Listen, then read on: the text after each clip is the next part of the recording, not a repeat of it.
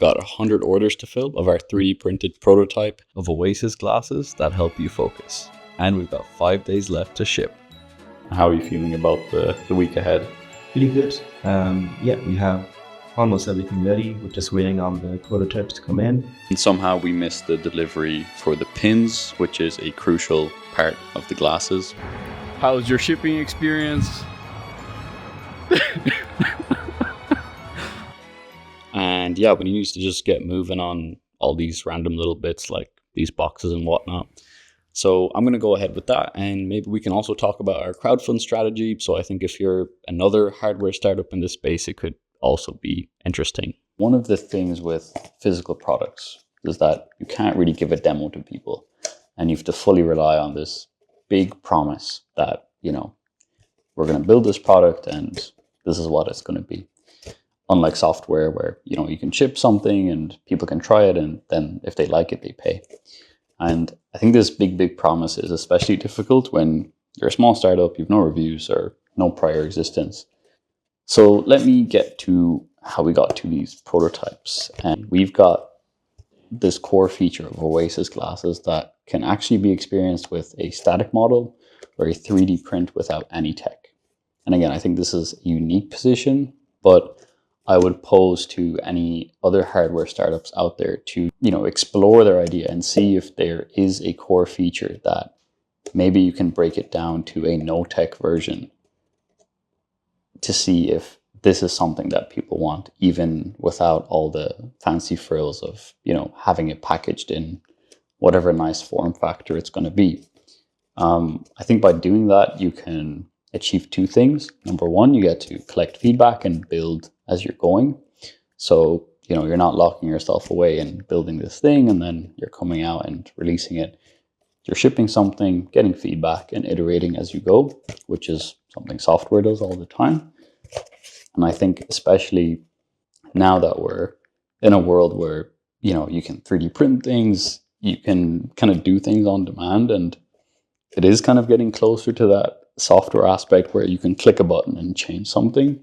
Obviously not exactly, but I think we're slowly getting there. And number two, you're kind of showing yourself that you're getting closer to product market fit by maybe having this sort of demo or really simplified or dumbed down version of the final product. Anyway, when it came to the crowdfund, the typical approach is a $1 funnel where you drop an email, deposit $1, and you basically get a discount on launch day for this. So when I just checked out a lot of these websites offering the $1 reservation, it just didn't give me a good feeling.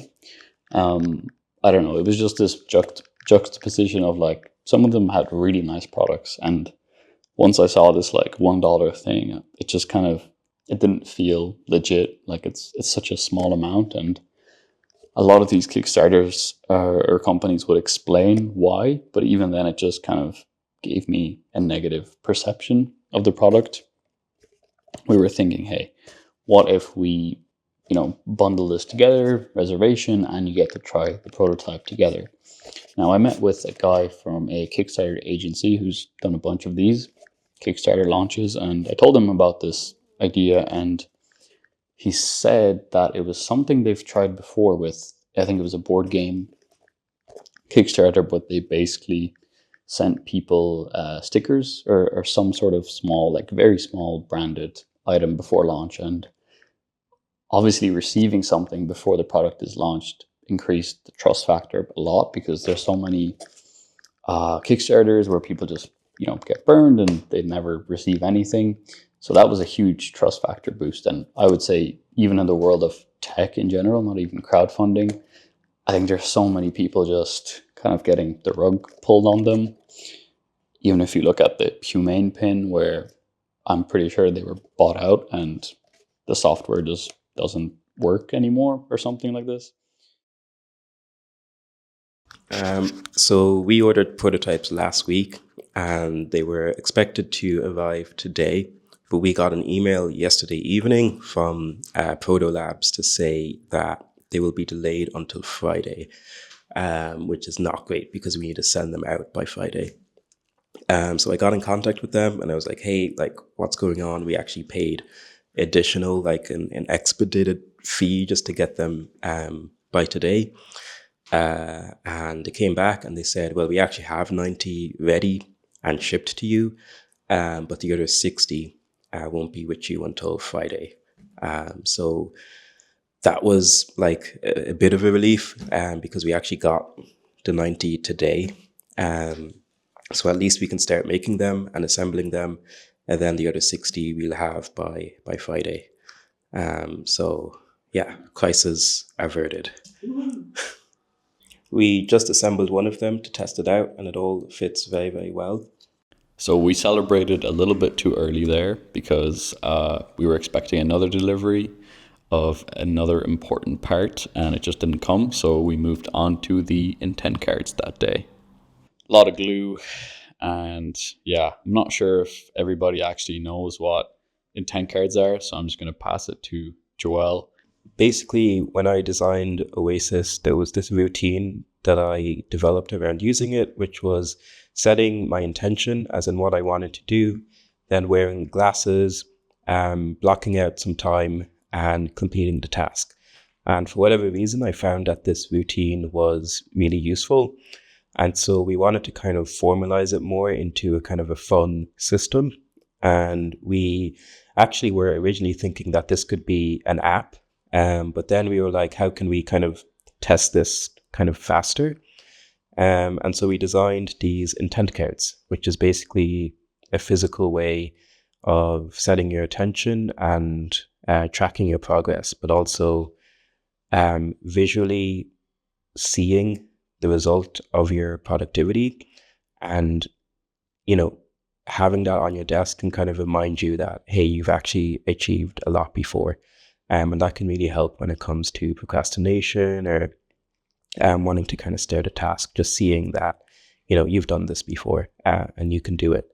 And yeah, it's just a fun way. And we've designed them around this system or this loop called, it's like a habit loop or a cue, craving, reward, investment. And so, the cue is you see the card, you write your intention, you complete a task, and then you kind of get a reward, which is what you see on the back of the card, which is all these kind of nice little images. And basically our plan is to kind of collab with artists and photographers and basically do different editions of intent cards throughout the year. And so anytime you kind of get new intent cards, there'll be new photos or new artwork. And so, yeah, that's kind of our plan. Yeah, one way we can actually validate our ideas before building an app is having these physical intent cards. And so if people find these useful, that can kind of give us an indication that, hey, maybe it's worth actually investing time and money into building an app as well. So yeah, those are intent cards, and that's the reason why we made them. So it is now Friday. On Wednesday, the prototypes came, and then somehow we missed the delivery for the pins, which is a crucial part of the glasses, which connects the frames.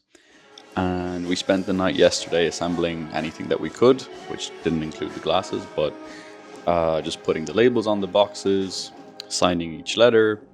Now finally the pins came.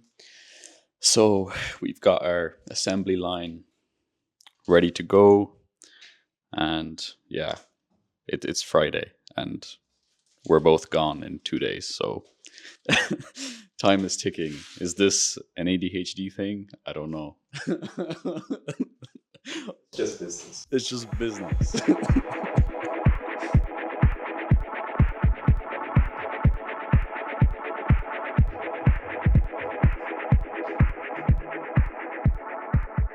We've shipped off the US boxes. This is the UK boxes. Joel, how's your shipping experience? No bueno. No bueno. No bueno. There you go.